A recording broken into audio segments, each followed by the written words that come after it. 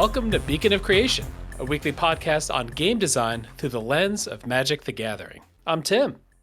I'm Juliet. We got another one of our design challenge review episodes. We give a challenge to everyone in the community. We get a whole bunch of cards back. We talk about those cards, give our feedback, kind of dig into all the crannies of the particulars of the design.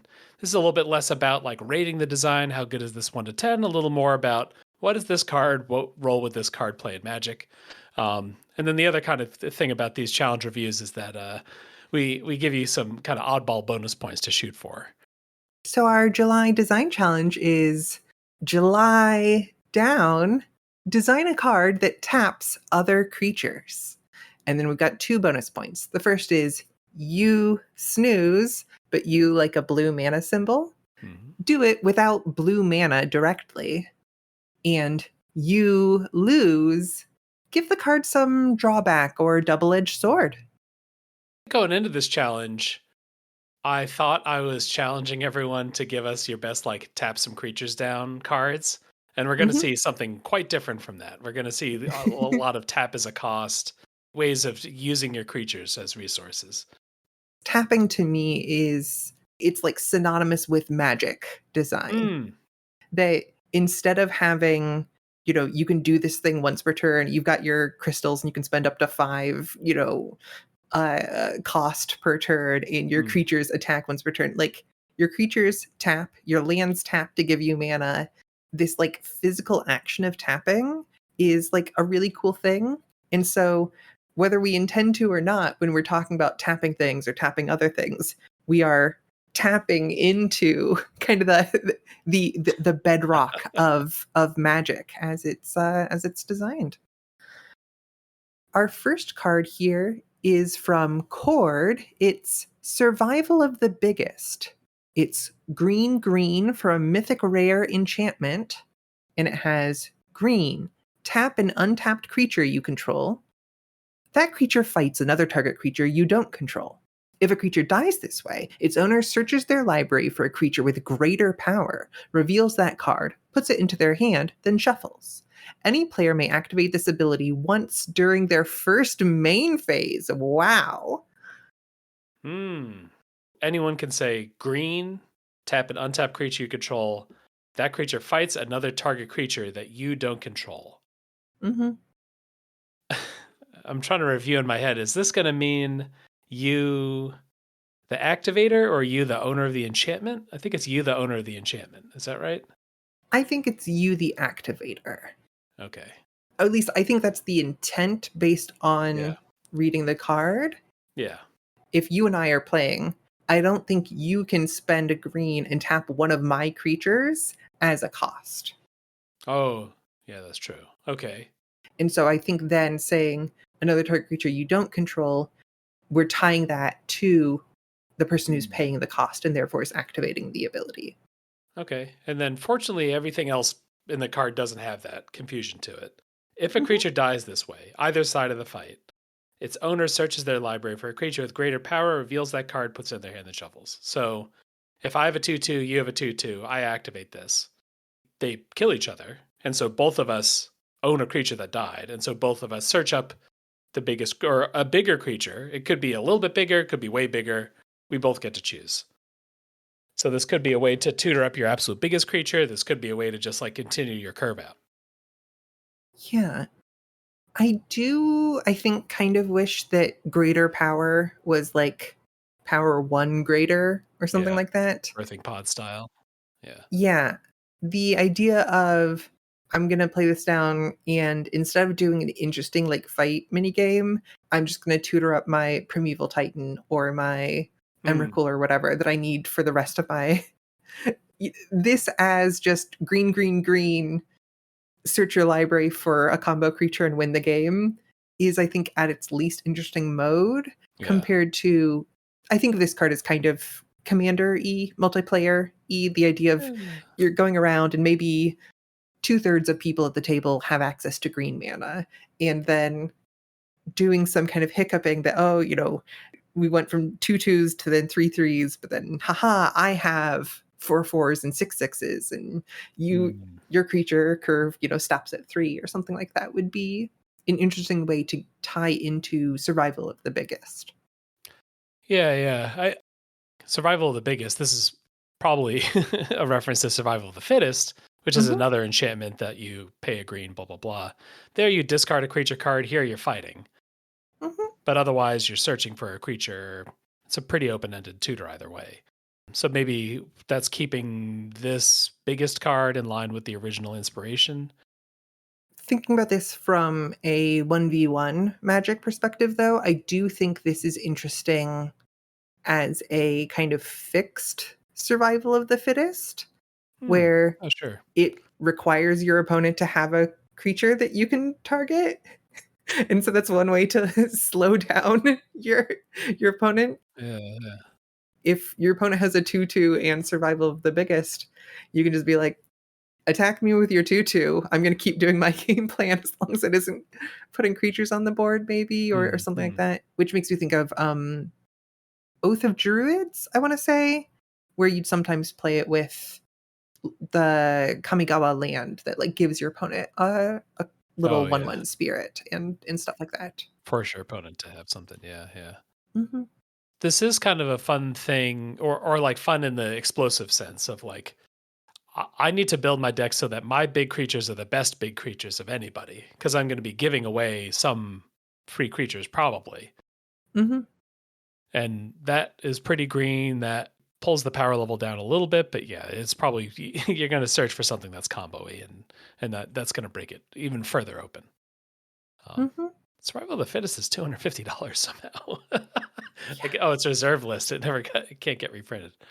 All right. Well, I suppose just thinking about survival of the biggest another way, yeah. if you have a big enough creature, you can't do this searching because you need your creature to die this Mm, way. yeah. So maybe you want like high power, low toughness sort of things, or maybe Okay. you're just happy with this as a green board control. Hmm.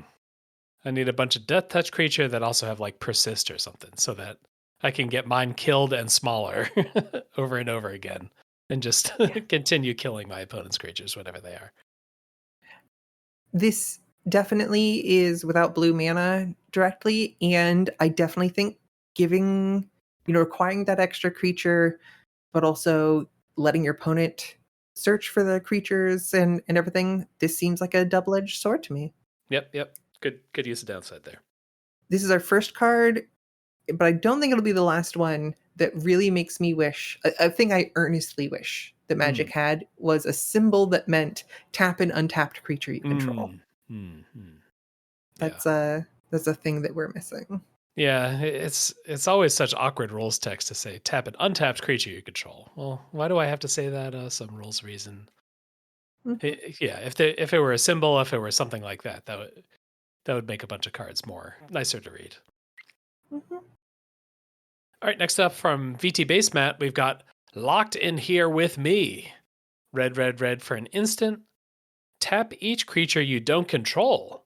Put a stun counter on each creature tapped this way. At the end of your turn, you lose the game unless another player has lost the game since the spell resolved. And then the flavor text you might guess from Watchmen. I'm not locked in here with you. You're locked in here with me. Rorschach. Hmm. Hmm. So this is a warrior's oath. Yeah, yeah. If you want to learn more about those cards, check out Tim and I's episode of Yeah, Beacon of Tomorrows, yeah, yeah. our alternate present Hmm, hmm. planar chaos podcast. So this gives you an extra turn effectively by tapping Okay. everything you don't control and Hmm. stunning it, and then you die at the end of the next turn as well. So you don't gain an extra take an extra turn after this one, but you halfway approaching this. Yeah. I- How fun do you find this sort of effect? Yeah. So this is like Red saying, I'm going to cast the spell Sleep, which is like tap everything target player controls and stun. Not really stun. Sleep doesn't, it was pre stun, but tap everything they don't Mhm. untap. I would say a famously unfun card. Um, Yeah. Now, is it a cool resonant card? Absolutely. Like sleep is sleep. Like the sleep magic, like all that totally makes sense. But it just makes you feel so helpless on the other side, and it still takes a while for the game to end. Yeah. This is costed such that it's not going to show up in every game forever, Hmm. but Glorious End saw at least some play. I don't think it made any format terribly unfun. Hmm. And I want to say Glorious End is a little bit stronger than this, but it also has a much more permissive mana cost. Yeah, I would doubt that Locked In Here with Me would show up as like a standard card. If you're that mono red deck, you probably have other ways to close the game that don't risk everything for that. And Hmm. Locked In Here with Me is unlikely to beat a lot of decks because a lot of decks will just kill the one or two creatures you were planning on attacking with. So this is maybe purely a limited card to me. Oh, it is an instant. I didn't realize that. Huh. Mm-hmm. You don't necessarily want to cast it at instant speed unless I think VT Basemat's idea was that this is a commander card. Yeah, yeah. As far as 1v1 play, I don't think you actually want to cast it at instant speed almost ever because at the end of your next turn, you lose the game. So being able to cast this first main phase of your turn and attack gets you a whole extra turn's worth of Yeah. free attack. And then they can untap. Yeah. Multiplayer wise, it feels even more foggy, even more, hey, beginning a combat on that person's turn. I'm going to tap everything they control.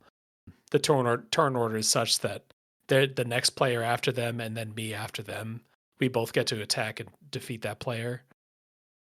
Mm-hmm. It feels like it's even more pushing against the border of color pie in that case, that this is like kind of fog as well as like an extra turn kind of thing. Like Yeah. I get to see what my opponent's doing before I commit everything. Um, It's a little bit strange to have like a falter effect tied to either a like warrior's oath or have an extra combat sort of thing yeah, functionally in the process. That's not usually things that I tend to think of as fitting. This does fit Red's kind of maybe sub theme that I think of as especially prevalent in the the M sets of yeah, Red can do this thing that yeah they can't do in the pie, but it comes with a huge drawback to yeah, it. yeah. Maybe it's just that aesthetic thing of like this feels a little too far away from being red for me to Hmm. have a good first read of it, which is maybe distracting me from some of the other things that are cool about it. In terms of EDH table with your friends, being able to slam down a card and say you're locked in here with me would be quite fun. Yeah. And especially the instant timing gives you a lot of flexibility for when you do it. It's a high risk play, is very exciting. Other players may decide to help you or hinder you just a little bit and then you die. And so all those pieces are pretty fun as well.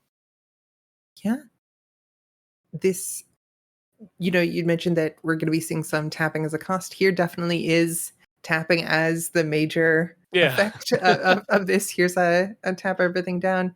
Yeah. And it's hitting both the bonus points. It is without blue mana directly, and it definitely has a drawback, or I would call this a double-edged sword with Yeah. you lose the game tied into it. Yeah. Cool submission. Our next submission is from Brad Redbay. It's Big Bully. It's a 3/3 creature minotaur for 2 red and a green. That's 4 mana. I believe it's at rare. And it has some flavor words on its ability. So the first one is quit hitting yourself, tap, tap target creature with power less than Big Bully. That creature deals damage to itself equal to its power. Activate only as a sorcery. And then the other ability, Lackey. Whenever a creature with power greater than Big Bully enters, that creature's controller gains control of Big Bully. Oh. Makes me think of Was it Gazban Ogre? Yeah. From like Arabian Nights, I want to say. I think so, yeah. At the beginning of your upkeep, if a player has more life than each other player, the player with the most life gains control of this creature. Yeah. Mhm. Big Bully is big, but not the biggest. Tap target creature with power less than Big Bully. I guess with power less than Big Bully is interesting if you don't enhance Big Bully, because that's creatures with power 2, 1, 0, like low power creatures. And they deal damage to themselves equal to their power.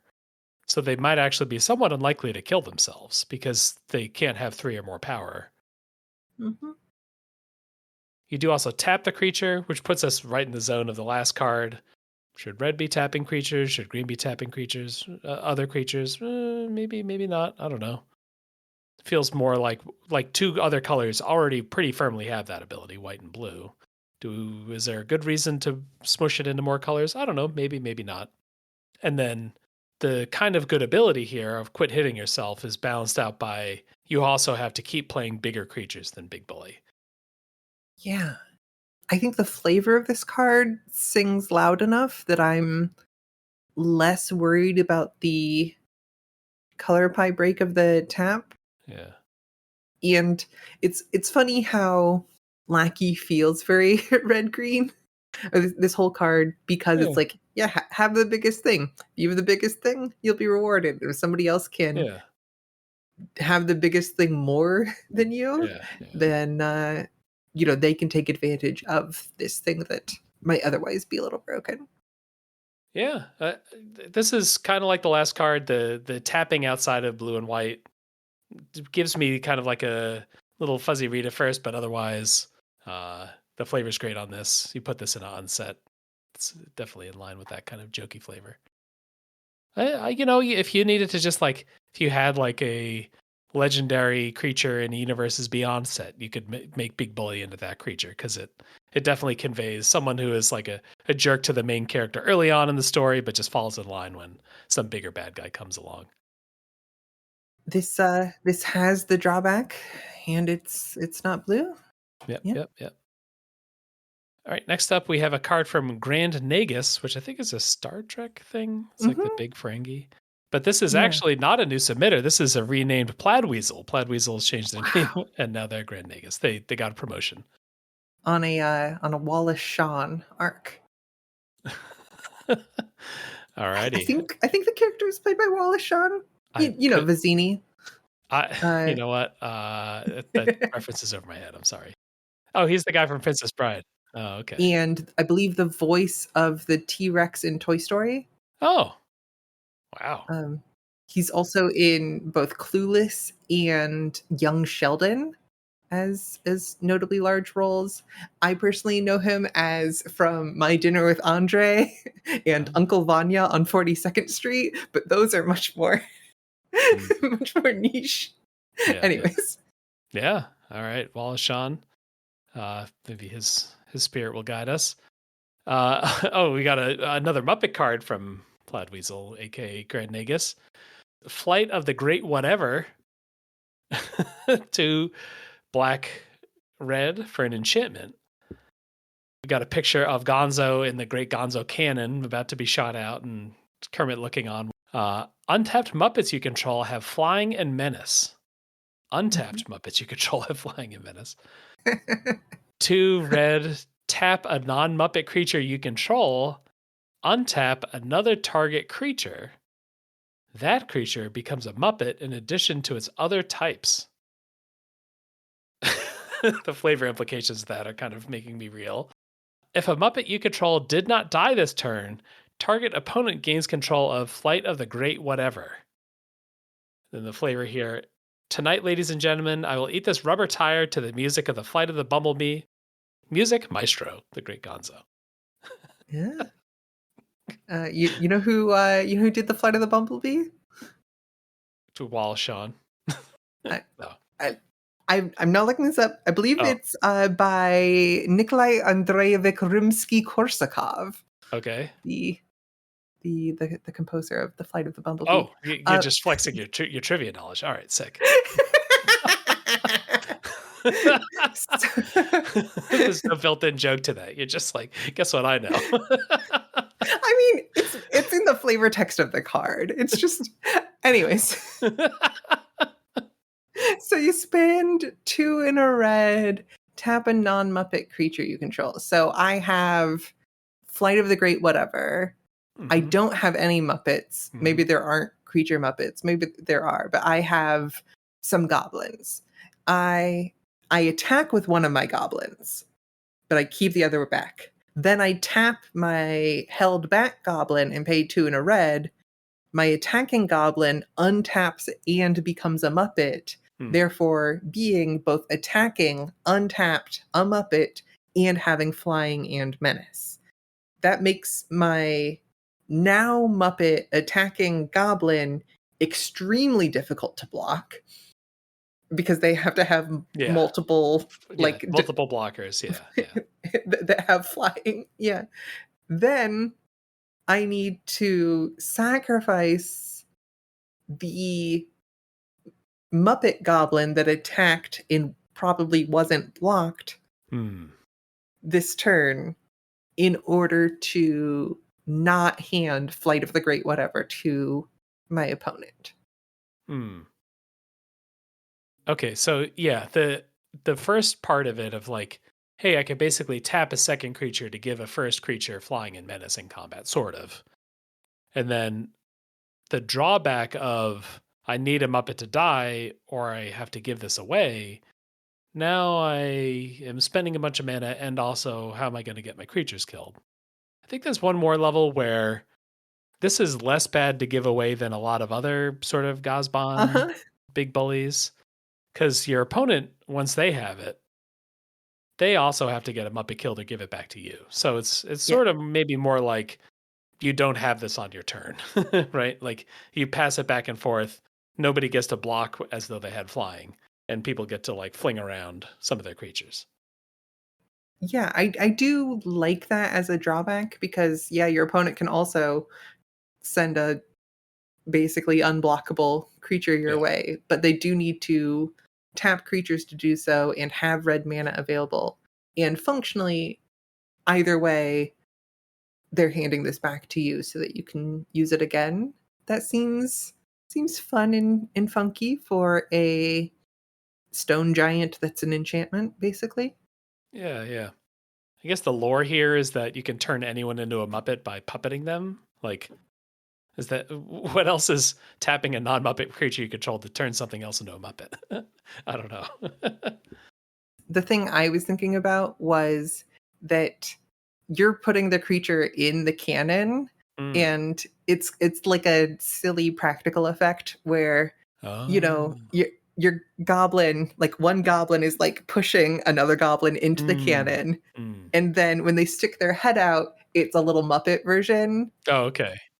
Yeah. like you would do if I mean you had a celebrity guest and we're shooting Mark Hamill out of a cannon and Yeah. Mark Hamill's like Okay. do I really do this and he's like he's pushed into the cannon with like one of those long sticks Yeah. and then when he sticks his head back out it's a muppet Yeah. version A big of floppy him. Mark Hamill goes flying out when it explodes. Okay. It sort of like transforms them. Okay. I like this. They do stay muppets No, that's true. forever, which is interesting. And then they can't be used for the Tappa non Muppet part, but you Yeah. may want to just keep sending them flying, or maybe Yeah. if you're doing this like 4 turns in a row and you have a whole bunch of Muppets that are all Yeah. able to like fly and menace, but I guess you would still need to untap them in order to give them the flying and Mm. menace. Vigilance, something like that. Yeah. Yeah. Give Yeah. me my vigilance Muppets alongside my Flight of the Great Whatever, Black Red enchantment. Yeah. Yeah. Part of what you're saying is if you've got a bunch of mana, you got 7 creatures. You could turn 6 of them into Muppets if you need them to be Muppets by just like having each one make the previous cannon loader into ammunition. This is a fun card to think about and talk about. I don't know that it's super playable because Yeah, you're yeah, 7 mana and tapping a creature before you get to a thing, but it Yeah. is like illustrating a concept in a fun way. And Yeah. cards don't have to be, Absolutely. modern, playable, broken to be fun for some people. Yeah.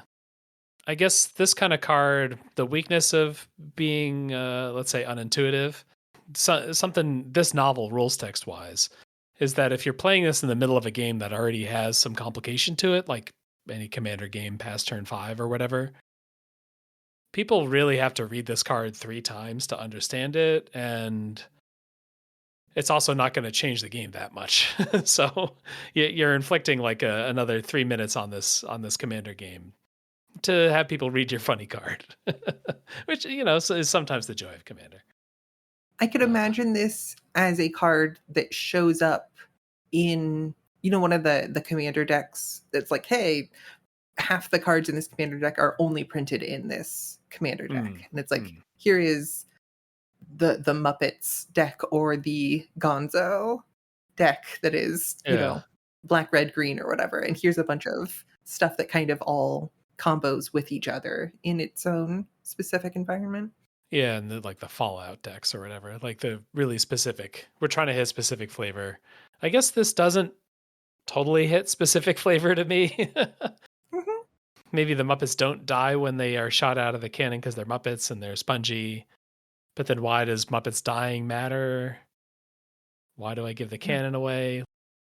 Yeah, this hits the bonus points. There's no blue mana here. It does tap another creature, and it has the drawback of handing it back and forth and being Yeah. kind of very silly. Our next card is from Sage Bees. It's Fairies Band Strategist. It's tuna green for a 2/3 creature centaur warrior. It's an uncommon, and it has other creatures you control enter the battlefield tapped. Whenever a creature you control becomes untapped, put a Hmm. +1/+1 counter on that creature. Flavor text: Chargers are the only group that Trompers will take orders from. Ferris Band was part of Theros. The centaurs from Theros are one of the groups of centaurs. And then Mhm, there are also a couple cards that were Ferris flavored that had inspired, which was the ability word whenever blah blah blah becomes untapped, do a thing. Which is one of the main difficulties with playing with inspired is that it's sometimes hard to get the first tap on the creature so it can untap for the first time and start rolling, start doing cool stuff. mhm. And this card solves that problem in a really novel way. Yeah, I think it's a fun little package together, and it also says, make sure you are playing a creature basically every turn or doing something like that, so that the fact that the next creature you play can't block isn't Mhm. too much of an issue because you already have other creatures available to block because your stuff is entering tapped. Yeah, yeah. This is a way to give a downside, something that appears to be a downside, but that your deck, your specific composition can really, make awesome. You get like a reward on the card. Hey, your creatures enter tapped and then later get a counter, which is, if I had no synergies around that, that would be closer to a liability than to a bonus. But if you have any synergy, if you have inspired or anything else that cares about untaps or cares about your creatures being tapped, this card is like a really cool spot, which is also fitting for a card that's called strategist. This is also fun thinking about Centaur Omen Reader, which is Oh, it's like a a card from Future Sight, yeah, that has never been reprinted. It's a 3 and a green 3/3 snow creature centaur shaman uncommon. As long as Centaur Omen Reader is tapped, creature spells you play cost 2 less to play. oh, Creature spells you cast cost 2 less to cast. So you get Fairies Band Strategist out, hmm. you get your Centaur Omen Reader, and then you cast a bunch of like mirror for free or something like that. Maybe there's some Yeah, combination of centaurs together with a like tapped and untapped theme. yeah, yeah. I guess maybe we're trying to convey something with that tappedness as well. Like if I think of like a horse charging or a centaur charging, it's gonna hit his target once and then take a while to come back around. And so being tapped is like a more normal occurrence for a centaur than it is for other creatures. And that kind of opens a vein of like design. Let's have being tapped matters. Yeah. When it enters, it's like it ran a long distance and it's kind of running Mhm. past you, and it Yeah, needs yeah. to make that turnaround to do the charge back at the opponent. Yeah, like this is a good enough card, kind of standalone or like just barely like break even standalone that I really, really, really want to take advantage of it. I want to build my deck towards it and really make it sing. Yeah. It has a lot of fun vectors to it. Playing around with the temp stuff, you could do amulet of vigor sort of things if you wanted Okay. to Yeah. really Immediately take untap advantage of them. Yeah. things. Okay. You could also just have this card and a bunch of +1/+1 counter synergies and say, "Yeah, Yeah. I'm going Yeah. to do this at this cost," but either hardened scales or just creatures that, they have some ability if they have the +1/+1 counter. I think things like Mm. that.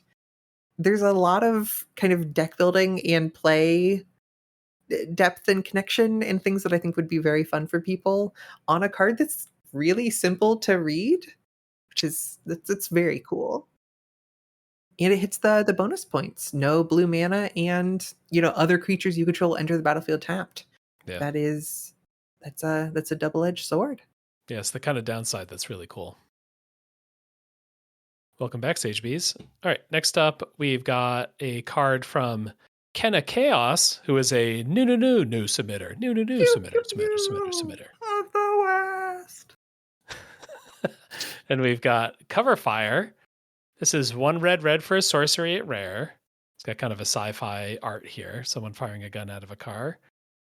As an additional cost to cast this spell, tap an untapped creature with the greatest power among untapped creatures you control. Mhm. And then the actual text of the card is untap each creature you control not tapped with cover fire. After this main phase, there's an additional combat phase, followed by an additional main phase. All right, this is an additional combat card, but you have to tap one of your biggest creatures in order to do it. Seems good. Yeah, this really fits the flavor Sure, yeah. in a way. I think if this was just a card that said garden whatever red effect, you know what I mean? Mm, Like flames of the red legend of this set, I'd be like, mm, I don't really get it. But cover fire, I'm like, oh, great. That's an idea. This yeah, easily latches onto that idea. Your hotshot cool creature is going to say, I'm laying down, suppressing fire, covering fire, and everybody else can run to safety or run to the objective or anything else yeah. while this is happening. That's really neat. Yeah, your big heavy gunner with the, rotating like minigun is like, I'll hold them off, while all the Mhm. little creatures get away. Yeah. You could also have just a board full of tutus or a board full of one-ones, Mm, and mhm. as long as you don't have a biggest one, you can tap one of those and then everybody else can get in. And so this kind of secretly or quietly wants you to have, like, a plurality of the same sort of creature in some Mm, ways. mm. Yeah. It's just solid. Like this is an effect that we'd normally pay a little bit more mana for. In order to do that, I have to give up my biggest attacker. That also maybe pulls this card out of the hands of where those extra combat cards often land in multiplayer, which is like, I'm going to make a big Voltron commander who has, Mhm. 15 power and double strike and is just going to, individually kill players each combat step. It makes it much harder to use this card for that kind of where that kind of effect is most abused and puts it in the hands of a different deck, which is great.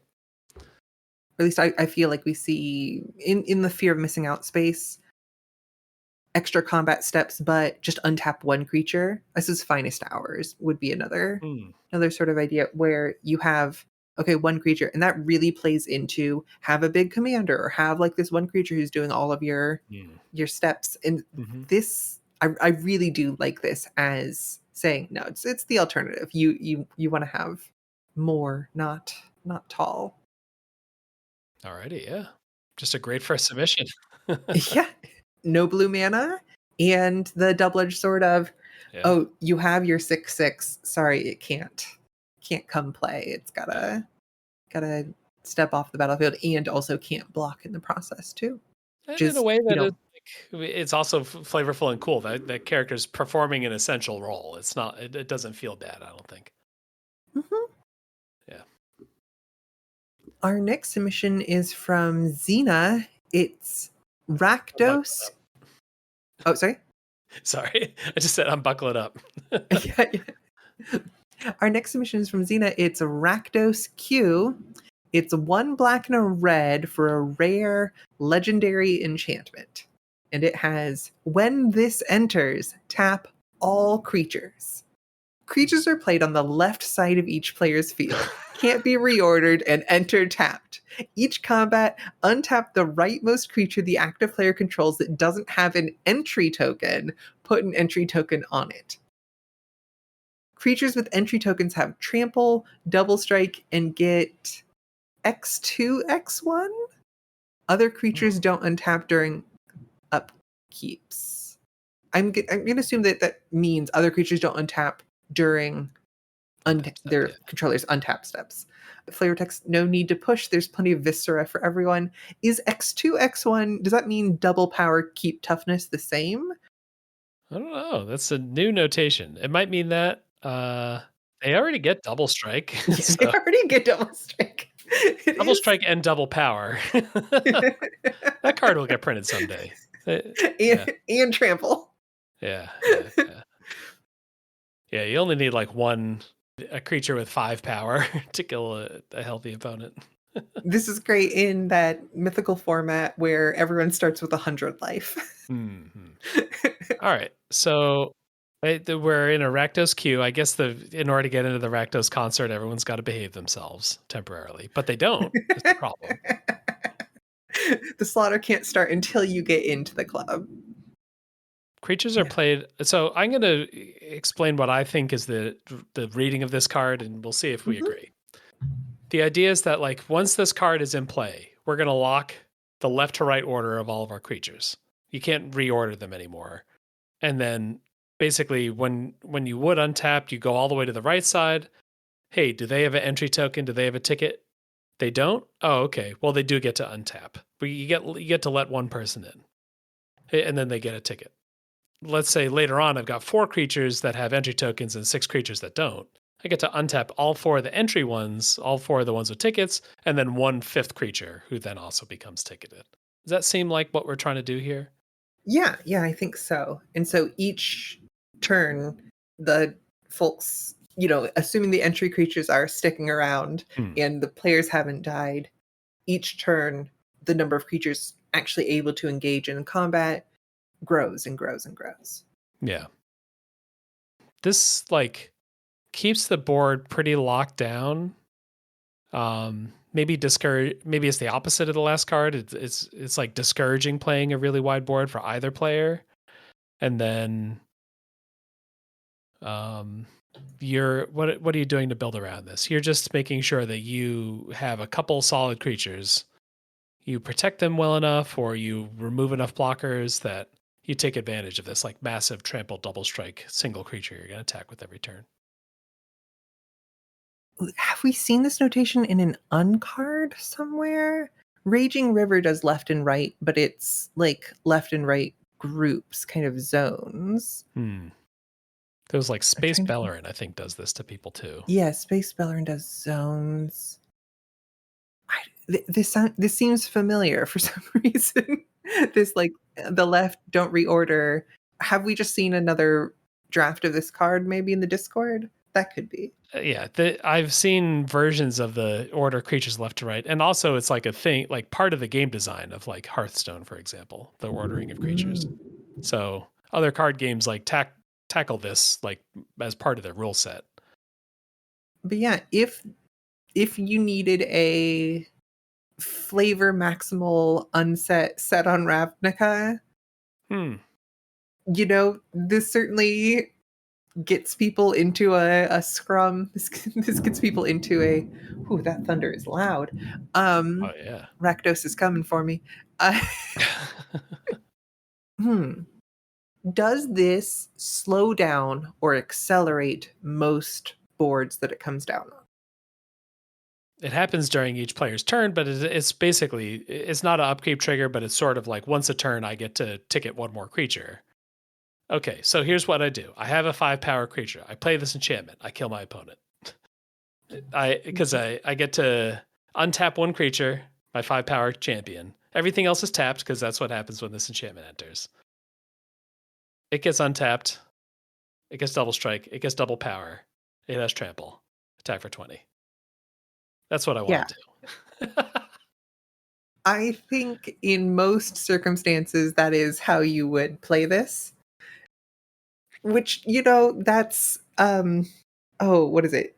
Teamer Battle Rights? Yeah. Is that? Teamer Battle Rage. Yeah, yeah.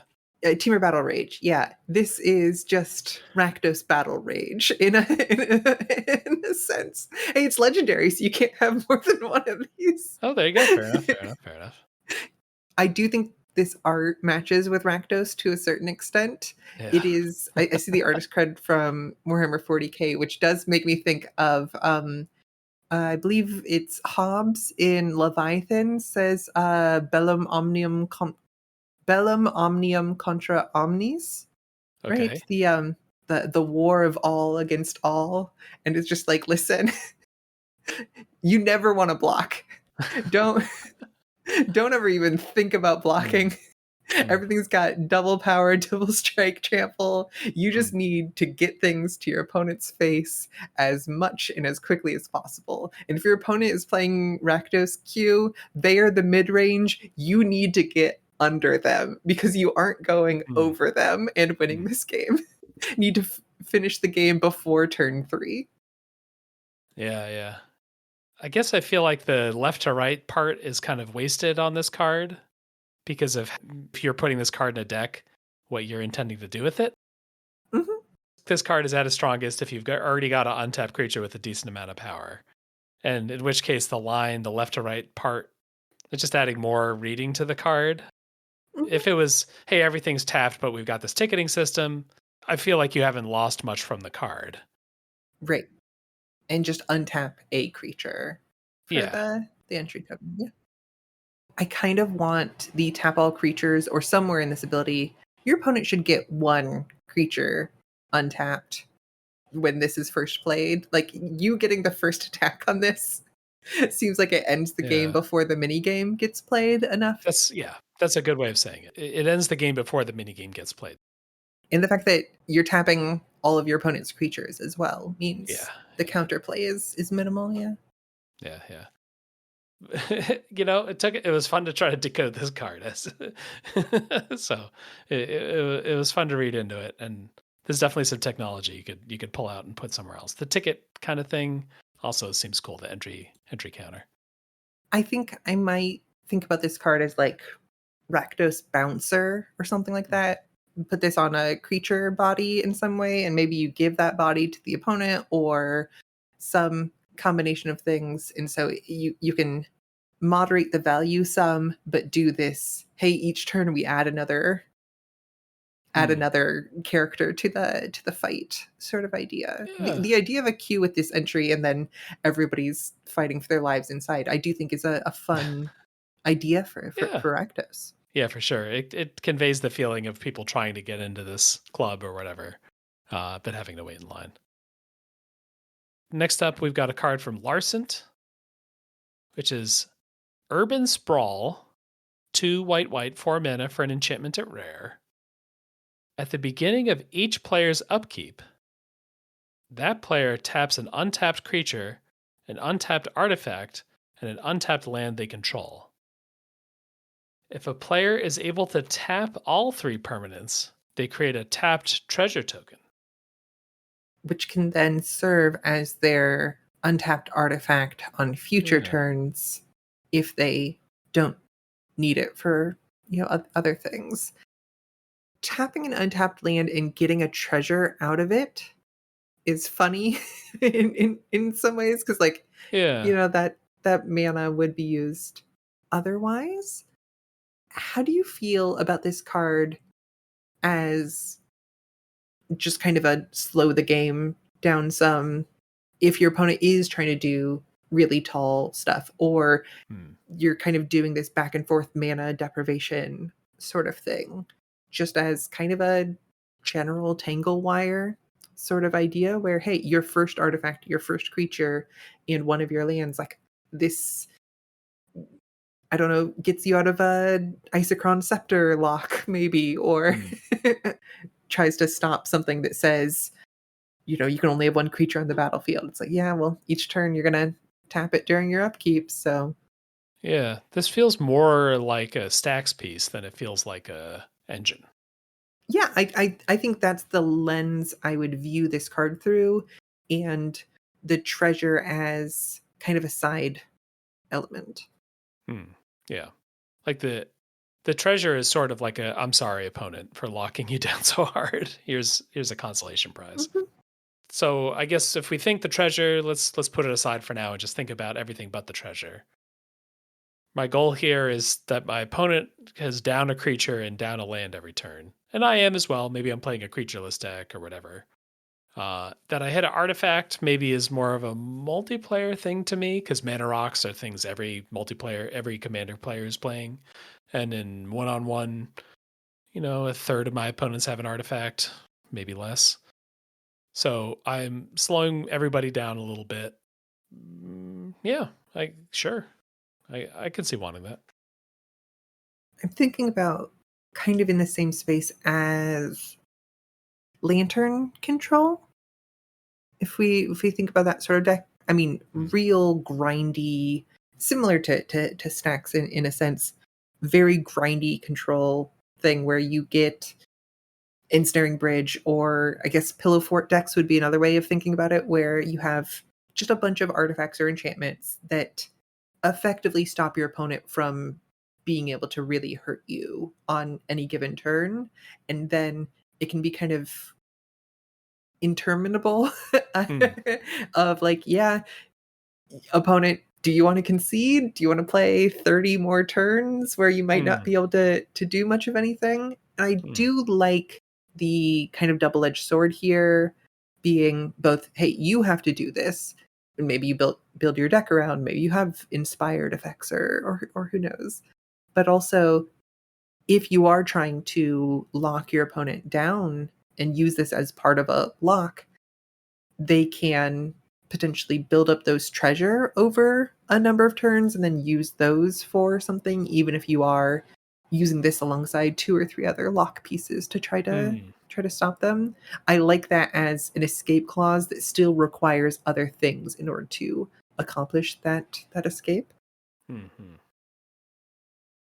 I kind of want not to just be like, tweak this further. If a player is able to tap all three permanents, they create a tapped treasure token and a tapped 1/1 citizen. Oh, I can't tell from reading the card if the point is like I just want more and more lockdown pieces. I'm going to play 3 urban sprawls and then like really keep everything super locked down. Or if the goal is like, hey, everyone gets a little slowed down. I'm going to have 3 things so that I'm generating treasure every turn. If we're trying to have this be a thing that you can really build towards and like maximize, yeah, maybe an extra prize like getting a little free citizen would help. Would help you want to build into it. Because here I think like I put this in a deck with no creatures and no artifacts, and then it's penalizing other people more than me. And maybe you put this in a deck with no lands. Really. Maybe that might not work as well. Mm-hmm. But I do think, I mean, this card is a great example of why, if you're printing cards into a format, it's important to test them, Mm. because just reading this card, it is genuinely difficult to know, would this have zero impact on a format or be a critical role player even at 4 mana for an enchantment that doesn't do anything when it enters? Could it be like that sort of critical role player that makes a deck dominant in either a, hey, this helps attack the format from this outside angle, or in a, oh, this isn't fun, or maybe even, hey, is this fun in casual multiplayer? Is this fun Mm. in commander to have as a thing? Like, is this a net positive fun? I would say it's more fun than Armageddon. Yeah, yeah, right? If I wanna have a little bit of that, "Hey, let's slow the game down" vibe. Uh, yeah, but without Yeah, being play super this cruel, alongside yeah. a bunch of merfolk that when Yeah. this is tapped, Oh, and, okay, yeah. you can draw with your Howling Mine and then stack the trigger to tap it using Hmm. Urban Sprawl, so only you get the draw each turn. Mm. That's a fun sort of idea. Yeah, maybe, I combo with all those inspired centaur. So that, like, my Uh-huh, creatures untap and then immediately get tapped again, and then untap and then immediately get tapped again. Yeah. there we go. Larson describes this card as saying, "I genuinely cannot determine if this card is any good," and then submits another version a few hours later and says, "I cannot determine if I made it better or worse." Mm. It's interesting. This isn't that complicated a card, but it is just not an area of design that they spend a lot of canon prints on these days. Like, stacks is sort of a bad word, and, you know, can we play a deck with, like, 10 different cards that all are cousins of this? Would that be an interesting deck? We haven't really seen it. Maybe this is the kind of thing that's also like a good plane and plane chase. Hey, everybody's got to do this thing that like slows us all down a little bit, but no one had to cast it. No one had to put it in their deck. Yeah, urban development. This is without blue mana directly, Yeah. and it's got the, like, double drawback, double-edged sword, where Mm-hmm. you also have to do this operation, and if your opponents are able to do it, they get the treasure as well as you. Thanks for the card, Arsent. Mm-hmm. Our next submission is from Auxiliary Otter. It's Nestle Down. It's an uncommon land with this land enters tapped. When this land enters, sacrifice it unless you tap an untapped creature you control and put a stun counter on it. Mm. And then tap, add 2 mana of any one color. Oh, wow. Huh. So I want to play my like virus beetle or some cheap, ETB little weenie, so that it can then be the sacrifice for this land. Or maybe even hypothetically like Memnite or Ornithopter or something like that. And then you play this on turn 1, and Yeah. on turn 2, you're able to have access to 3 mana, Yeah. and Yeah. you don't worry that much about your 0 mana creature being tapped for an extra turn. Yeah. This is interesting because it's not as bad a downside as just like when it enters sacrifice a creature or sacrifice this, which I think would be a good enough card. And this Nestle Down is a somewhat better version of that. The fact that it's 2 mana of any one color Oh, feels okay. new to me. Hmm. I'm thinking about things like City of Traders and Ancient Tomb, as far That are as lands colorless. that tap for exactly 2, yeah, that Yeah. tap for 2 colorless rather Hmm. than 2 mana of any one color. And this seems like, "Oh, hey, we printed another card for maybe these, like, a kind of eternal-ish formats and different things like Hmm. that." As far as a new card with this ability, this seems almost certainly there are decks that could use this in Yeah. a powerful way. Yeah, for sure. Because even if I have to just like put my grizzly bears on a 2-turn vacation, I think I'm still coming out ahead with this card. I take a little more damage from my opponent. I miss out on an attack or two. It's like in the same vein as a lot of other ramp cards, I guess. Mhm. Instead of paying for a rampant growth, instead I have to just tap a creature for a little while. And tapping a creature for a little while seems a little less bad than a whole card, I guess. Yeah. I think about this card maybe also in connection with Lotus Field. Yeah. The land hexproof enters tapped. When it enters, sacrifice 2 lands, and then it taps to add 3. Mhm. Lotus Field is definitely used in a variety of Yeah. circumstances that kind of combo and empower it. Yep. Whether you play Nestle Down specifically with Amulet of Vigor in order to, you know, tap and add for 2 as soon as it enters, or maybe even multiple amulets, and then you're kind of multiplying that by 2 rather than by 3. Mm.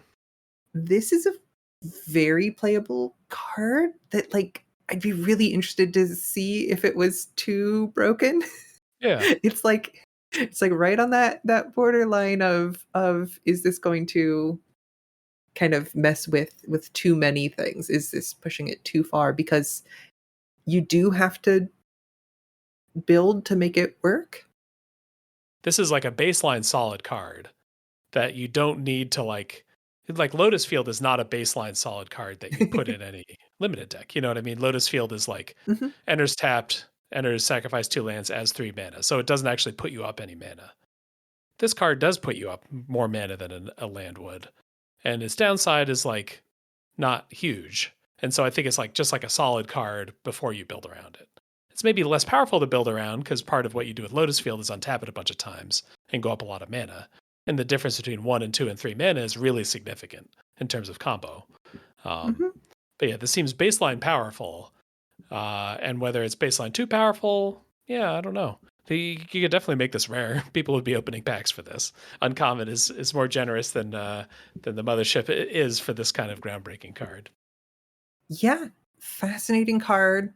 I would love to think about this. I would love to deck build with this. I think it is probably too much, and I don't know whether like, hey, if you do tune this to add 2 colorless, or you have to choose a color Eh, and, or maybe the color is locked to the color of the creature that you tapped, and so hmm, then sure. you do something where like, hey, an Ornithopter Memnite doesn't work, but an Arboreal Grazer sure does, or Mm, or something like that.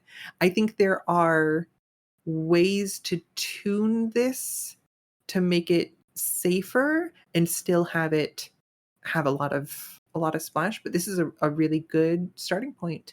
And yeah, it can add blue mana, but it doesn't take blue mana to yeah, tap the creature. for sure. And it does if you're on a limited board stall against each other, or you're on the slight back foot and you draw this on turn 4, maybe that add 2 mana isn't gonna help you, and Yeah, tapping a creature isn't worth it, and so this is, like, worse than a basic land in really specific limited sort of situations. and some draws. Yeah, yeah, that's true. Like, you don't want to play all huge cards with this card because you need some early creatures to get tapped. Mhm. Yeah, cool card. Next up from James Dalton Bell, we've got Dakmor Sedge Witch. This will cost you a green mana for creature elf warlock at common, and it's a 1/1. 1 mana, 1/1. It has tap, pay 1 life, add a black mana, Mm. tap, pay 1 life, tap an untapped creature you control, add 1 mana of any color. Flavor is you get what you pay for, she gets what you pay with. Oh, okay. Yeah. So thinking about Elves of Deep Shadow, Yeah. a old card that then came back with Ravnica, I think, and stuff like that. Yep. Green mana for a 1/1 elf that taps to add black and pings you. In this case, you're paying it in the cost instead. Yeah. As far as Birds of Paradise goes, yeah, this is quite appealing, right? We sometimes get the like green card that is kind of just the second mode, or like tap and tap a buddy to get 1 mana of any color. And those cards are not that strong, but have been Mhm, playable in limited. Like those one in Brothers War. I think there's actually one in Edge of Eternity is coming up. And I guess the idea here is that the downside of those cards is if you don't have another creature, you can't get the mana. Whereas the Sedge Witch says, don't worry, you'll always be able to get mana. You just might not get the color you want until you bring a friend along, which, mhm. averages out the case. You always have to pay life, but you don't have to worry about missing out on other creatures. Dakmor is on Dominaria somewhere, I think, because Dakmor Salvage is there might be another Maybe. Dakmor card, but I mostly think of Dakmor Salvage. Yeah, there's a bunch of Dakmor cards, yeah. But in a kind of loose multicolor kicker sort of format, I can imagine this being, yeah, this does your ramp, this does your green black, and also if you have, oh, here's a random blue kicker cost. Well, I can pay that on turn 4 whenever I particularly need to. It enables that splash without being too I probably don't play Dagmar Sedgwich into a red, white, gold card into a Mm, Jeskai, or things like that. And so mm. this does have a nice limiting factor compared to just being a Birds of Paradise that also is a 1/1. Yeah, this is a solid card. People play this. People play this in Commander. You see Elves of Deep Shadow and decks that can play it for sure. Uh, Yeah. Elves of Deep Shadow, I don't know about you. It has like a classic original art that's Mhm. just like a goth lady. I feel like the internet is a fan of it too because you don't often see the price multiplier of like, hey, the modern reprint with the cool modern art is $1.50, and then the original dark version is $15. So there are a lot of fans of the original Elves of Deep Shadow. Mhm. I think it is the art of the earliest Magic sets is hit and miss. Mm, mm, And mm. I think the hits are more memorable because not every Yeah, card, like, yeah, was at that same sort of level. Thanks for the, submission, James, and this Do Without Blue Mana, and sometimes paying that extra life to get yeah. the mana, that Sure. can add up. Let's see here. I think our next submission is by Juliet. It's Run Mm, Away with the Bride.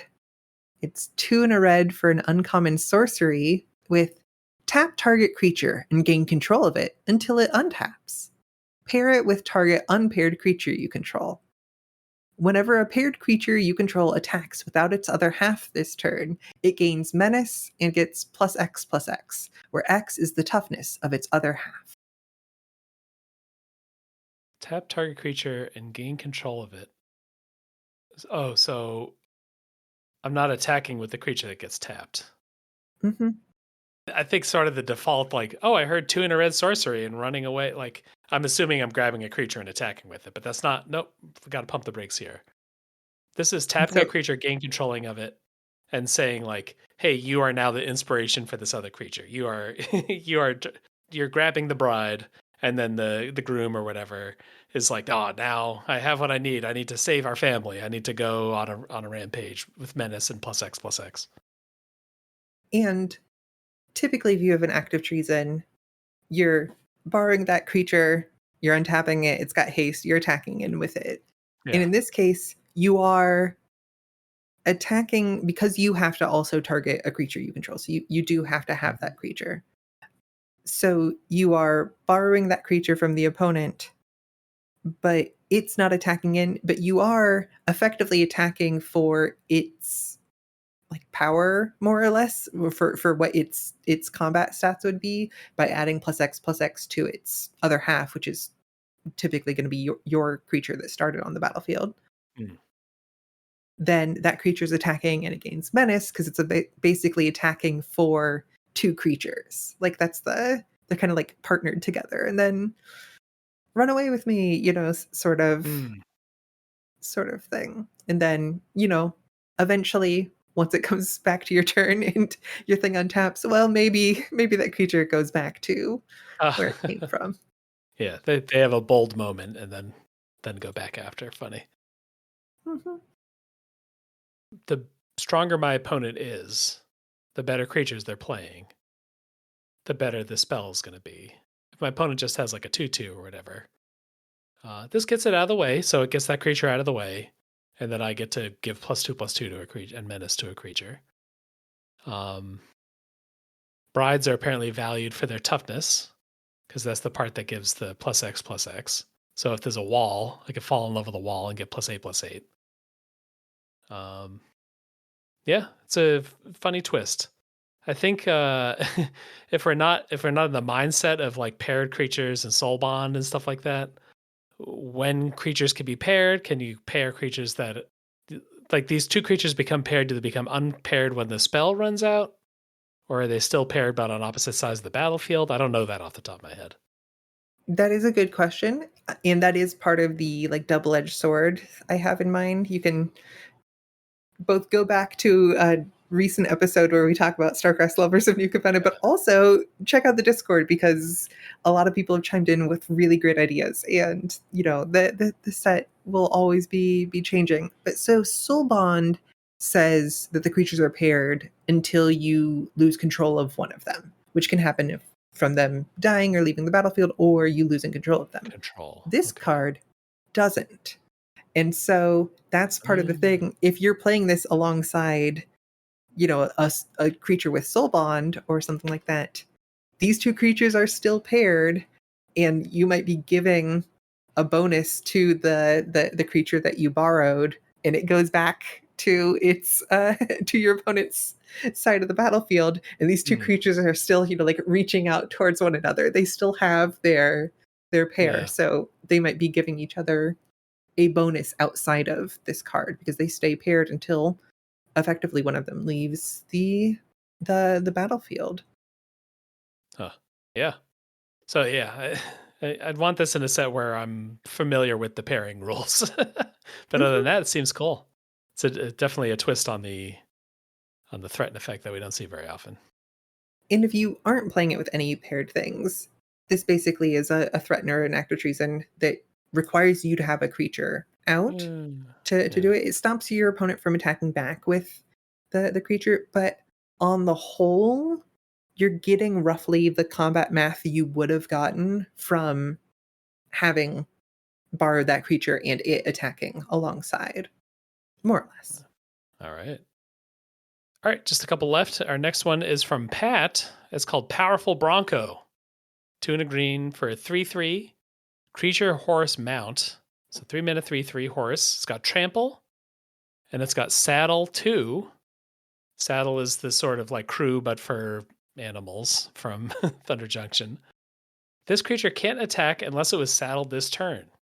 When this creature attacks, put a stun counter on each creature that is saddled at this turn. Then this creature gets +3/+3 for each stun counter among permanents you control. So we got a 3/3 trampler that you need to tap something else. You need to tap like 2 powers worth of things in order to get your 3/3 for 3 to attack. Yeah. And you're stunning all of it. But this is not going to be a 3/3 very long. This might be like a 9/9 Hmm. if you've got like 2 1/1s and they're both saddling. So this is attacking for a Hmm. big thing, but then you either need to keep putting creatures onto the battlefield. Huh. Yeah, this is like extra all in compared to regular saddle. Because regular saddle, the idea is like, hey, I've got a good beast, I've got a good mount, and then I've also got this creature that's okay, it's big enough to saddle something. And I'm giving up blocking with either of them so I can get an extra cool attack in with my mount. And this is saying not only are you doing that, you're doing that and giving up that blocker for 2 turns and giving up the ability to saddle turn after turn in exchange for maybe a bigger bonus than usual. +3/+3 instead of like +1/+2 or +2/+2 or untap it and give +1/+1 or gain flying or, like some smaller bonuses than 3/3 on a trample creature.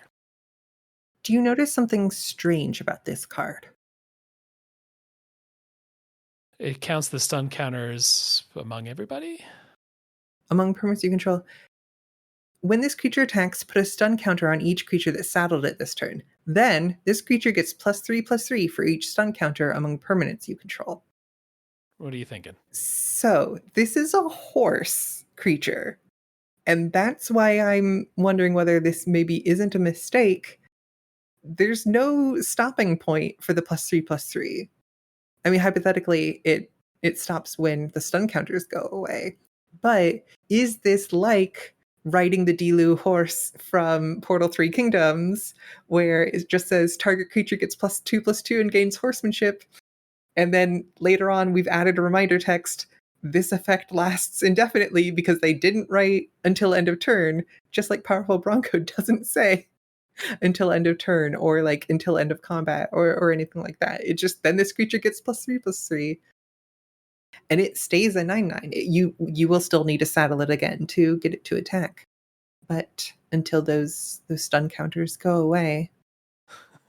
And then when it does it again, hypothetically that stacks. So even if the stun counters go away, it has this creature gets +3/+3 for each stun counter among permanents you control, and this creature gets +3/+3 for each stun counter among permanents that you control. Yeah. So it can become a 9/9 and then a Yeah. 15/15 and on from there.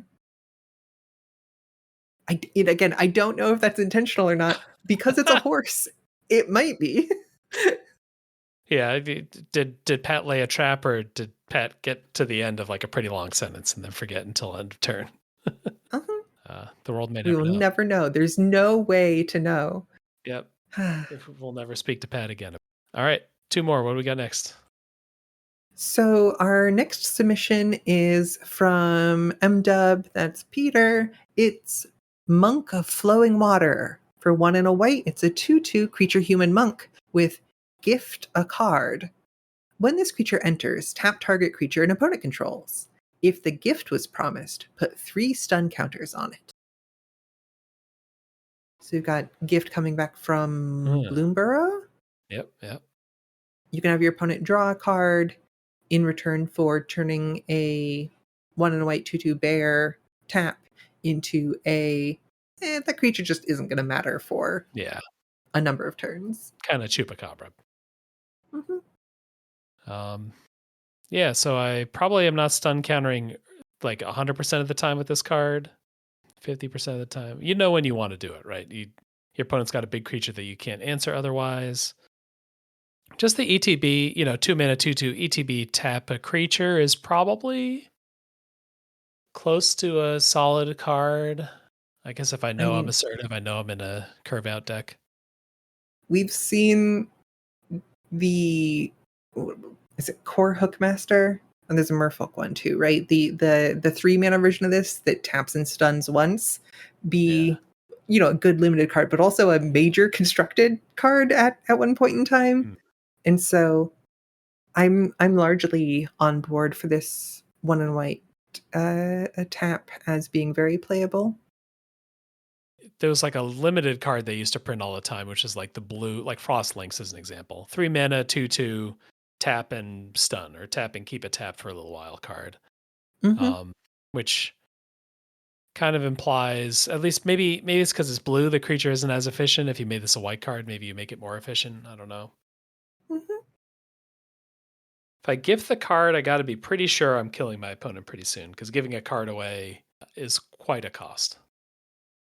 Or that their creature, hypothetically, if that creature is a mana producing creature or something, Mm. and then I can say, "Hey, I'm slowing you down for 3 turns, and that's worth giving you a card so that I can get my ramp out Mm. and everything."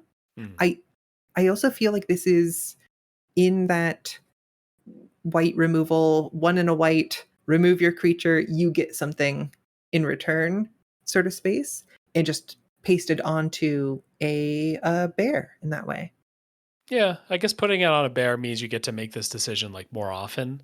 Like if this were on like a sorcery or something instant, and it's like this conditional stun gift a card thing, and like, this is probably not worth it. But being on just like a playable creature means I get to make this choice pretty often, and maybe that's more fun. Maybe it's more fun to let players like hit situations where they should do it or shouldn't do it, and like have to think through that. I'm a fan. All I right, think the yeah. flexibility on this card both directions is neat, and no blue mana, and the drawback of, hey, in order to get the tap to stick, give away a card for sure. All right, last card is from Kuyashi Plays. It's called Apocalypse Clock. Black, black for an artifact at Mythic. I'm buckling up right now. At the beginning of your upkeep, put a time counter on this permanent. Then it has tap an untapped creature you control, and tap this. Mill one and put a time counter on this permanent. So it's always getting a time counter every turn. I can get double time counter if I want to by tapping a creature. When the 13th time counter is put on this artifact, exile it and return a creature from your graveyard to the battlefield under your control. It gains when this creature leaves the game, you lose the game. Whoa.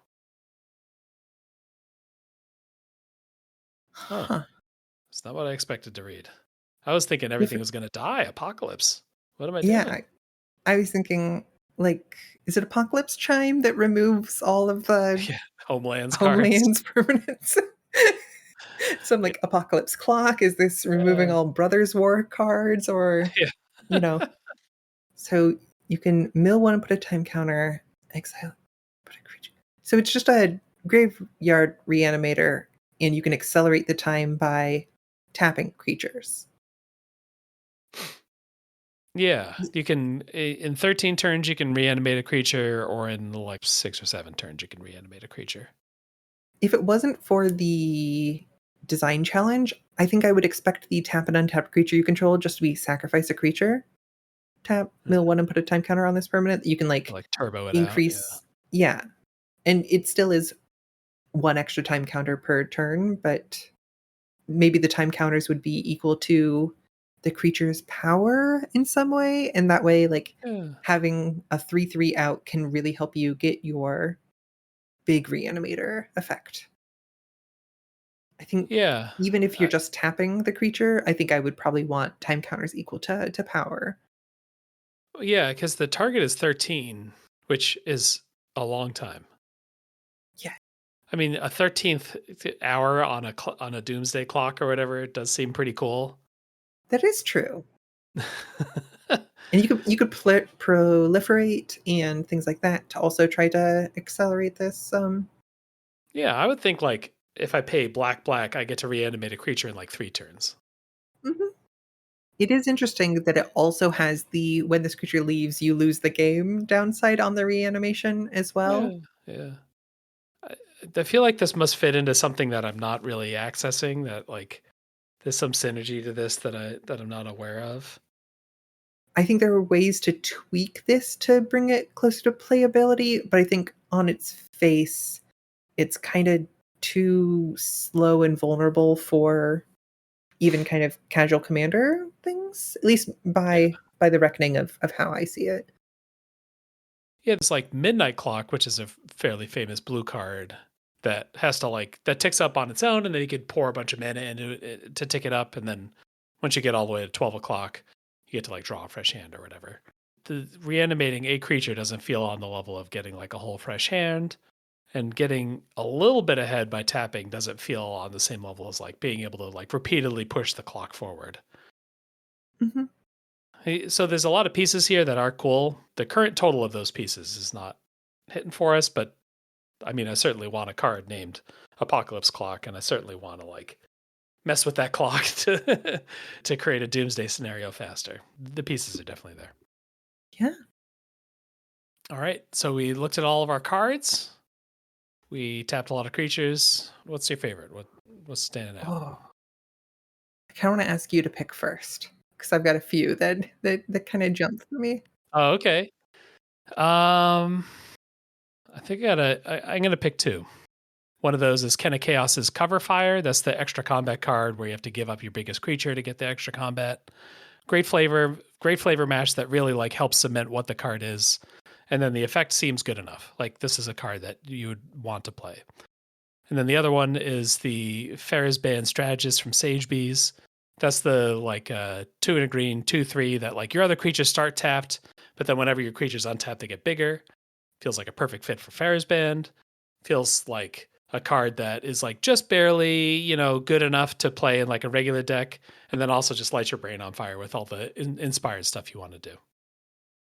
Yeah, I think those are 2 good, strong, fun designs. I think the card I'm gonna highlight is Pat's Powerful Bronco because I'm like I'm intrigued by the mystery of the, whether the +3/+3 goes away, and I think the idea of a horse that just gets stronger and stronger the more it's wearing out the rest of your team, that seems like a powerful idea for the Powerful Bronco.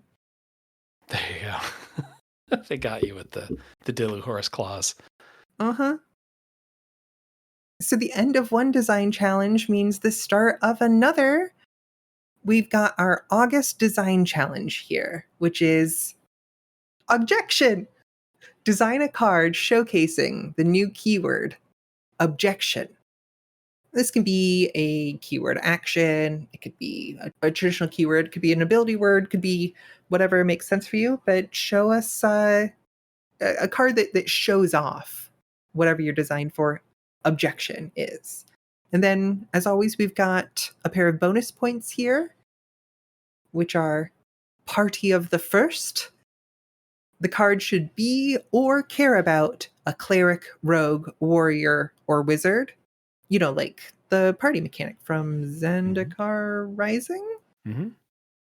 The other bonus point is legal brief, 4 lines of rules text or less, not counting reminder text. And that'll be due August 29th.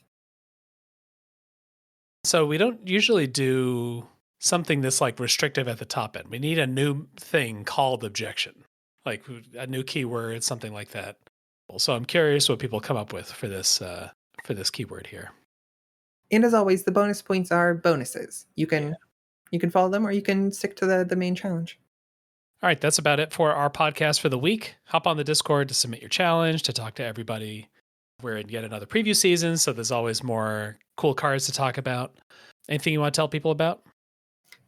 We just did our Hamlet production, so you can check out the final episode of this summer season of ILB Pod for Castmas, wherever podcasts are found, where we talk about This Is How You Lose the Time War.